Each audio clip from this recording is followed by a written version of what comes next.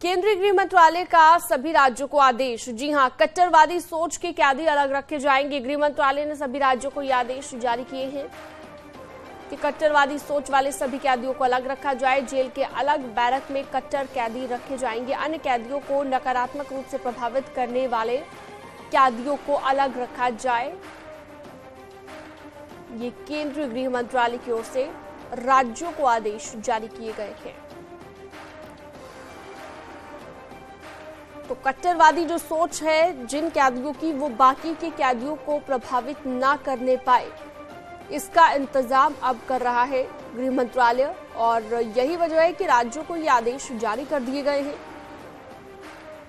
कि अलग बैरक में रखा जाए। कट्टरवादी सोच वाले कैदियों को अलग बैरक में रखा जाए। इस तरह के आदेश जारी कर दिए गए हैं सभी प्रदेशों को, सभी राज्यों को केंद्रीय गृह मंत्रालय की ओर से।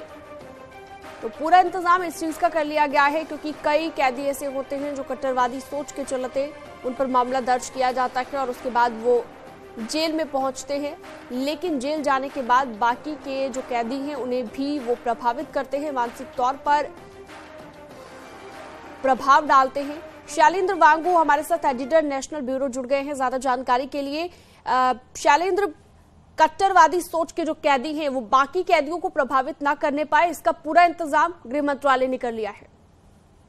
बिल्कुल, जाहिर तौर पर यह महत्वपूर्ण पत्र लिखा गया है सभी राज्यों को, और सभी राज्यों में जो प्रधान अधिकारी होते हैं उनसे कहा गया है खास ख्याल रखने के लिए और ये इंश्योर करने के लिए कि जो दूसरे अन्य कैदियों को जो प्रभावित कर सकते हैं या अपनी कट्टरपंथी सोच से जिन पर प्रभाव डाल सकते हैं, ऐसे कैदियों को अलग रखा जाना चाहिए।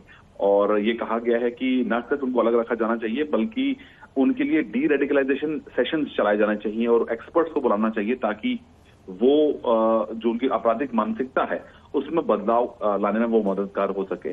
और साथ ही साथ गृह मंत्रालय ने जो पत्र लिखा है सभी राज्यों को, उसमें ये भी कहा गया है कि इसके अलावा जो ड्रग्स और उसकी तस्करी जो करते हैं, जो स्मगलिंग करते हैं ड्रग्स की, उनसे जुड़े अपराधों में जो कैद है विभिन्न जेलों में देश की, उनको भी अलग रखना चाहिए क्योंकि वो कहीं ना कहीं माना जाता है कि इस तरह के जो कैदी होते हैं वो दूसरे कैदियों को जेल के अंदर ही अपराधी बना देते हैं। तो ऐसे में इसका ख्याल रखने के लिए कहा गया है। बिल्कुल, और ये जरूरी भी हो गया था। बहुत शुक्रिया शैलेंद्र वांगू आपका इस तमाम जानकारी के लिए। हमीरपुर में आग लगने से महिला और उसकी 2 बेटियों की जलकर मौत हो गई। शॉर्ट सर्किट से घर में आग लगी है। तस्वीरें हम आपको दिखा रहे हैं जहां पर शॉर्ट सर्किट आग लगने की वजह है और रूम हीटर जलाते वक्त ये शॉर्ट सर्किट हुआ। फायर ब्रिगेड और स्थानीय लोगों ने आग पर काबू पाया। पुलिस ने तीनों शवों को कब्जे में लिया है। आगे की कार्रवाई शुरू कर दी गई है। कुरारा थाना क्षेत्र के जल्ला गांव की ये घटना है। तो देखिए, इस तरह के हादसे भी सर्दियों में हो जाते हैं, एहतियात आपको बरतना है। और पूरी रात हीटर जलाकर सोने को लेकर भी इस तरह के हादसे कई बार पहले सामने आ चुके हैं, लेकिन ये जो हादसा हुआ है, हीटर में शॉर्ट सर्किट हुआ हीटर को जलाते वक्त और अचानक से आग लग गई जिसमें 3 लोगों की मौत हो गई।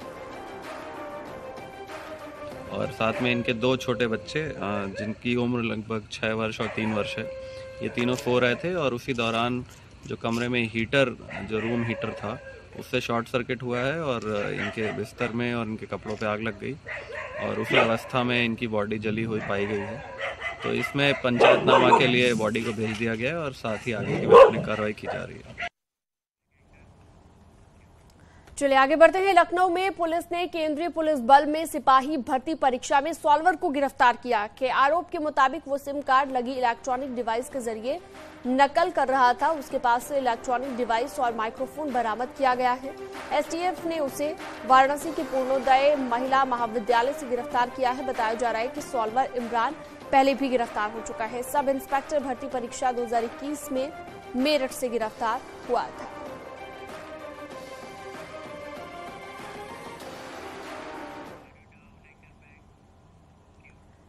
मथुरा में गाड़ी चोरी के आरोपी को पकड़ने गई पुलिस की टीम पर लोगों ने पथराव किया है। इस हमले में एक हेड कांस्टेबल घायल हो गया है। पुलिस ने पथराव करने वाले लोगों के खिलाफ सरकारी कार्यालय में बाधा डालने का केस दर्ज किया है। थाना राया क्षेत्र के व्यापारी मोहल्ला की ये घटना है।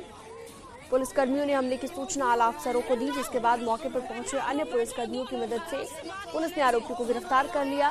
साथ ही खींचातानी मारपीट का वीडियो भी वायरल हो रहा है। पकड़े गए आरोपी पर आधा दर्जन मुकदमे दर्ज हैं और वो बाइक चोरी के मामले में फरार चल रहा था। देखिए, थाना राया क्षेत्र में एक मुकदमा कायम हुआ था मोटरसाइकिल चोरी का। उसमें जो नामजद अभियुक्त था, उसको जब आज पुलिस गिरफ्तार करने गई राया कस्बे में ही, तो उनके घर वालों के द्वारा पुलिस पर पथराव किया गया तथा उसको छुड़ाने का प्रयास किया गया। पुलिस को जो अभियुक्त था मुन्ना, उसको पकड़ करके ले आई थी तथा उसके घर वालों के विरुद्ध सराज की कार में बाधा का मुकदमा